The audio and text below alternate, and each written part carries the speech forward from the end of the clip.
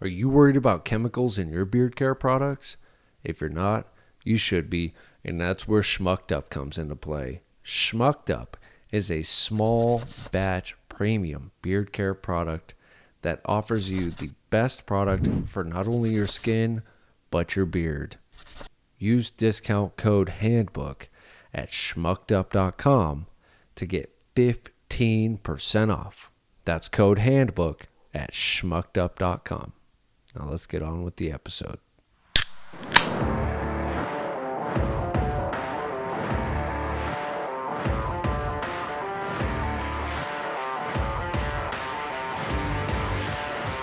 Oh my God, you're such an asshole.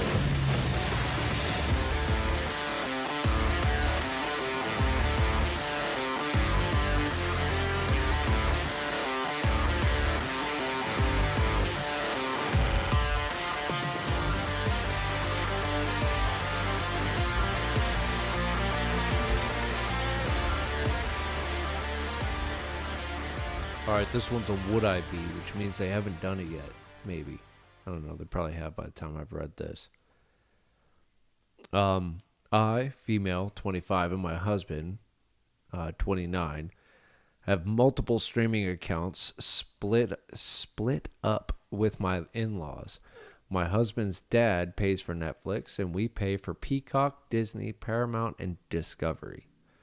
We password share all of these apps. My father-in-law let us know he would not be paying the $7.99 to allow us to keep sharing on Netflix, even though they are well off, and we pay for the other streaming apps they use. Would I be the asshole if I changed the password on the other accounts we pay for and kick them off, since they won't pay the extra $7.99 for Netflix when we pay a total of about $40 for the other streaming services, since we pay for no ads? Which, I mean, if you're paying for a streaming service, no ads is definitely the way to go, because fuck that shit. Even though I hadn't had it at the beginning of this episode. I understand they have a right to not pay the extra, but I don't feel like it's right to let them use our passwords for streaming services we use and pay for. Much is what services we use and pay for, which is way more than the price it would cost to add us to their account. Edit, it seems like many are curious. This isn't something I would do without sending a heads up, first communicating, and my husband and I have already talked about it, and he's on the same page as me. We just don't know if it's worth the hassle. Thanks for the advice so far. Dude, okay. So what I would do is I'd say, well, we pay the $40. You guys use all that. You're paying for Netflix. Throw another $7.99 on that bitch. And you're not even close to even. Like, what's Netflix now? Like $20.99 or some shit like that? Throw an extra $7.99 on top of that. It's like $30 or something. Anyway. I would tell them that if they're not willing to pay the extra $7.99, then you're going to have to cut all ties on the passwords. The only downside of that is then you're paying $20.99 for Netflix, adding your whole total up to $60.99. And if you guys are cool with paying that, then you're cool with paying that and take that sacrifice. But obviously, maybe the parents are sitting there going, we don't even use that shit enough. Or they're just not even really thinking about how much that shit costs. So maybe bringing it up the price comparison might help you guys out. But other than that, no. I mean, like, I don't think you'd be the asshole for that shit. Handle business. Handle business. Hey, if you're listening or you're watching on YouTube, do me a huge favor. Subscribe, like, comment, share, whatever. It'd be absolutely fantastic to see who's coming and going and who's watching and who's, doing their thing. So anyway, would love it if you just hit the subscribe and click that little notification bell. This one's called Am I the asshole for backing out of paying for my sister's wedding dress over a joke she made? Yes, it's a joke. Don't be a Karen about it. I had an incident on my wedding day back in 2017 where my former fiance abandoned me and ran away with his pregnant mistress. Oh, damn. Oh, shit. That image, those details are forever engraved on my mind, and I'll never forget how I felt that day. This was truly a turning point in my life. My family have always been there for me, so I kept close to them.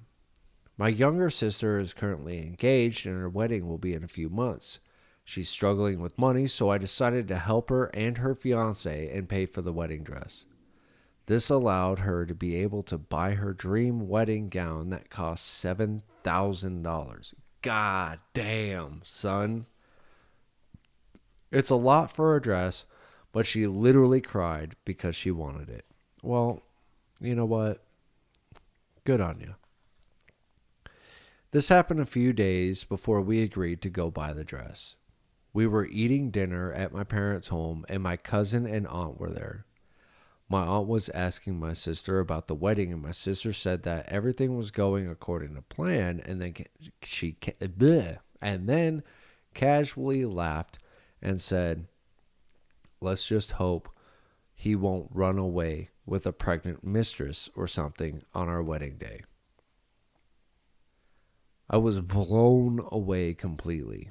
She laughed and Aunt laughed too, as if it was a joke. She was basically mocking what happened with me in my wedding. It happened so fast I got up and started screaming at her, calling her an idiot by my parents. But my parents asked me to take it easy, and she said it was a joke and she didn't think I'd react so intensely. My aunt remained seated, and my cousin asked me to calm down and drink some water, but I grabbed my stuff, and as I was getting ready, I told my sister she was getting $0 for her dream wedding dress. Then I walked out. I heard louder commotion as I walked, and my dad and cousin followed me outside trying to talk, but I asked to be left alone. Understandably so, honestly. Like, just give me a minute. You give me some goddamn space. That shit just happened. Me and my dad spoke to saying I was too harsh on my sister over a joke, and said that I know this is how she is with her dark sense of humor. They said she's been crying after I decided to back out of helping her, and said this would ruin her wedding. This would. Don't need to cut out a whole ass word just for a D. This'd ruin her wedding. They want me to reconsider my decision since I might damage my relationship with my sister, but I refused. Did I overreact? Yes. It was back in 2017. It is now 2023. That's 6 years ago. If you haven't moved past it and looked at like the irony, and like, you dodged a bullet there, to be honest with you. He had a pregnant mistress, which means he was fucking cheating on you the whole fucking time.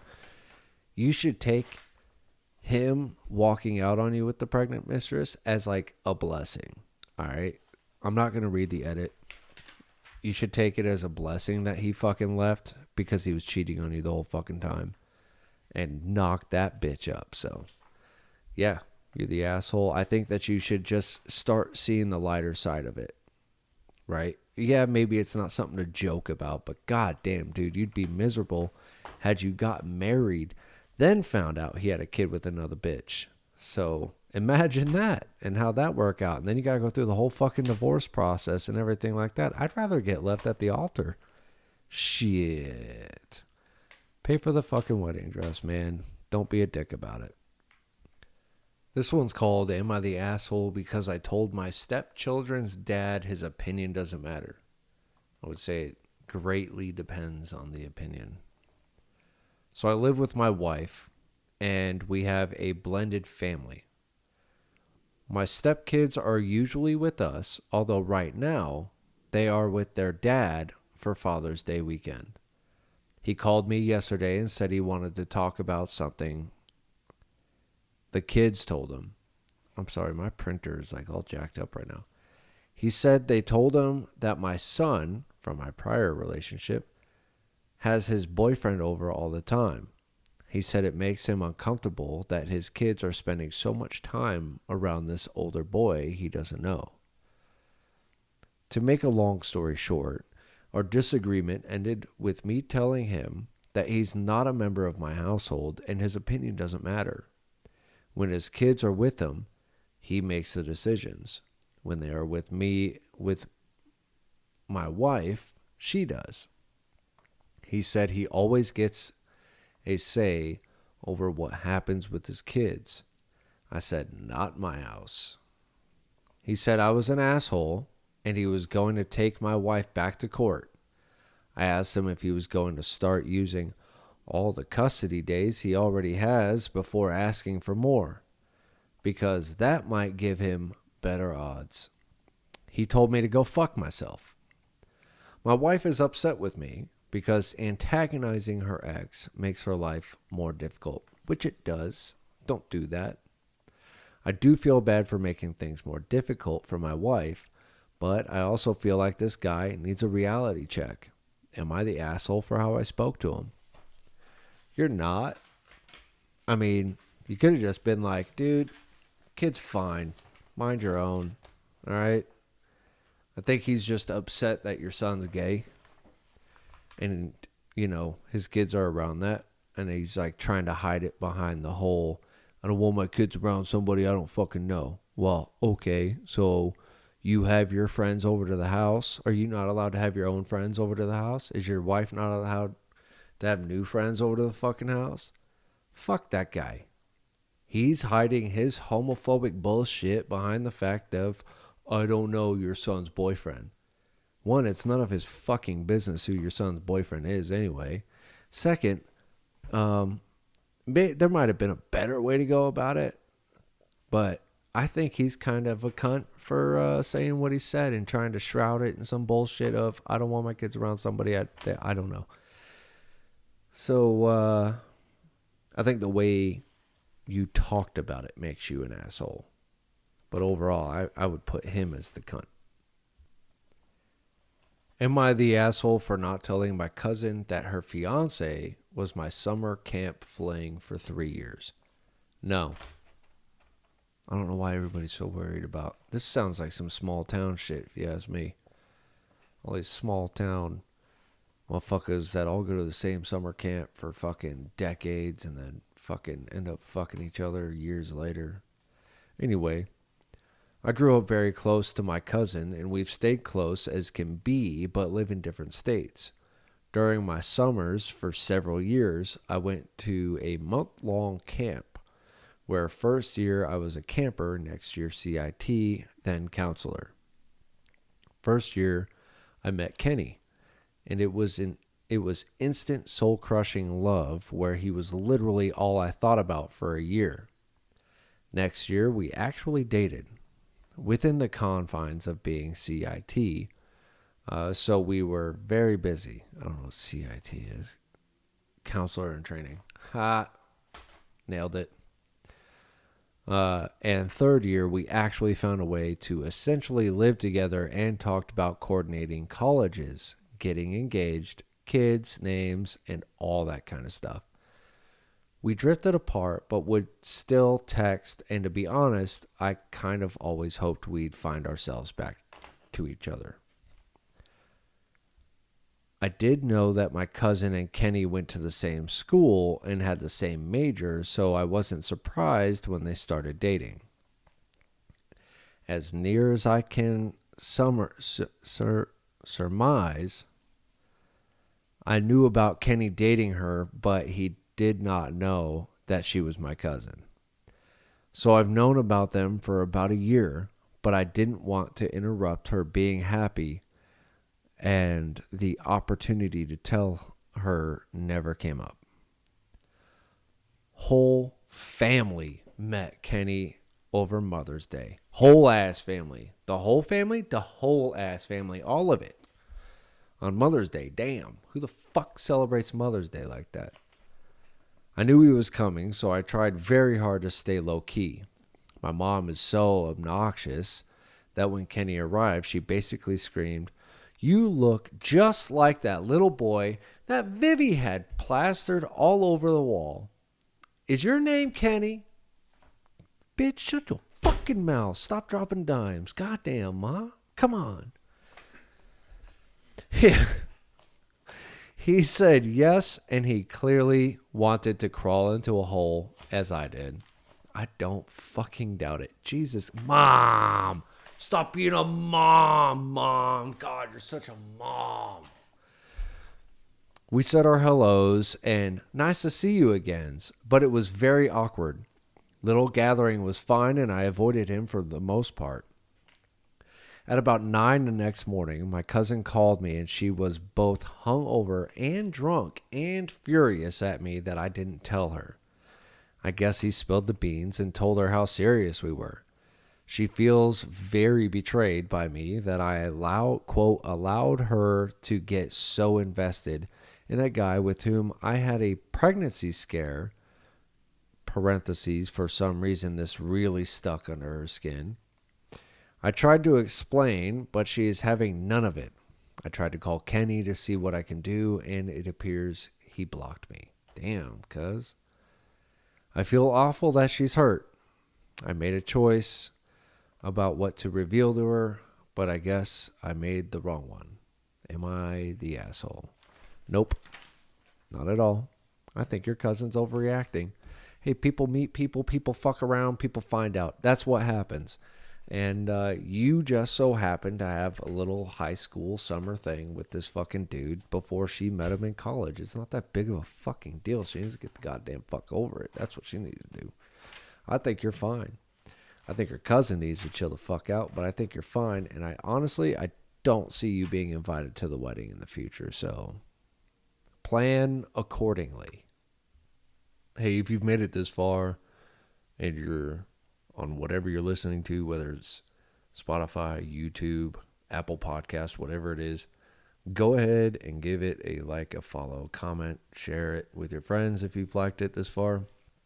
And we will keep on keeping on, I guess, as we move forward with the episode. Thank you for watching, listening, whatever you're doing, having me on in the background. Doesn't matter. Really appreciate it. Am I the asshole for telling my cousin it's not a privilege to babysit her kids? I am pretty fucking sure I already read this one. What we at here? Nope, guess not. I, 28 male, have a cousin, Sylvia, 24. Sylvia has twin girls who are 4 years old right now. When she got pregnant, her boyfriend broke up with her and moved to another country. God damn, Sylvia must be a treat to be around. She was really heartbroken and had postnatal depression, so the entire family took turns taking care of her babies for the first year or so.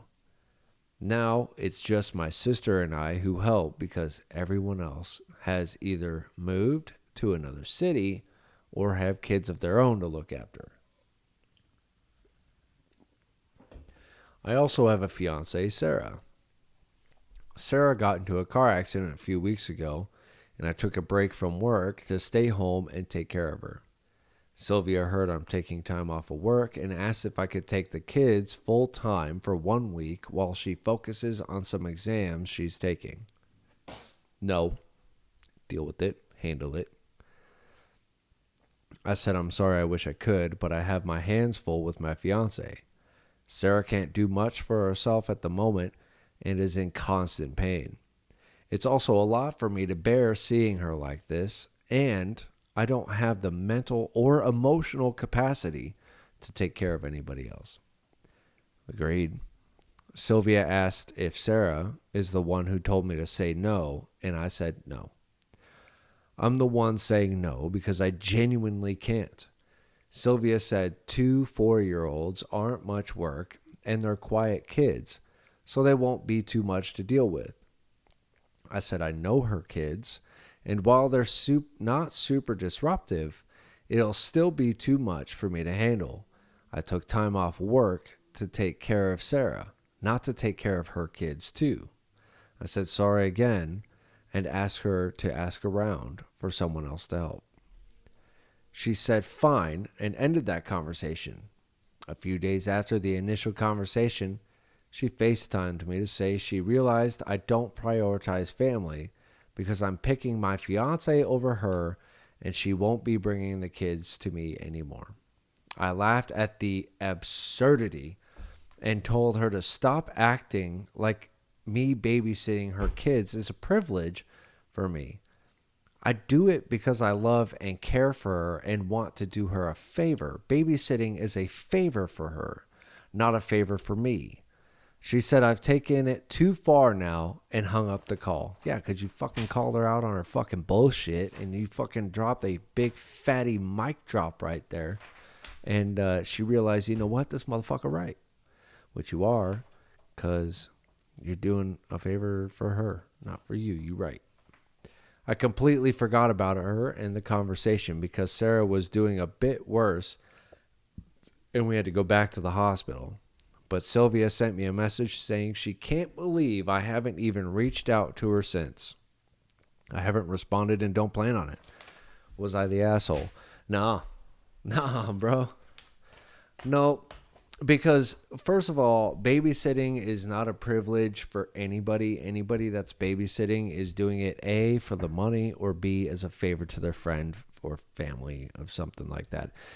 Her saying, wow, I can't believe you didn't pick family over your fiance. The very fucking woman you're about to fucking marry is now not fucking family anymore. Get the fuck out of here, bitch. Look, I'm just saying this, man. You made the right call. Don't even hit her back. See how quickly she hits you up. Going, can you please take the girls just for a day so I can get a minute? It's gonna happen. It's gonna happen fucking fast. I guarantee it. Other than that, just take care of your fucking old lady. Fuck her. She's being a cunt. Like, yeah. Shouldn't have even told anybody you were taking the week off of work. That would have changed the whole situation. Anyway. Now you good, fam? You good? Your cousin's a bitch. That'll do it for this episode. If you haven't yet, go check out the advice episodes and keep an eye out for the Eagle on the Roo podcast, which is coming out shortly. We're working on the logos now and everything like that, just so we can get shit ready. I'm doing a little bit of editing here and there because it is a fuck ton of footage to go through. And thank you for being here and listening to this episode. I appreciate all of you. Yeah, have a good rest of your day, motherfucker.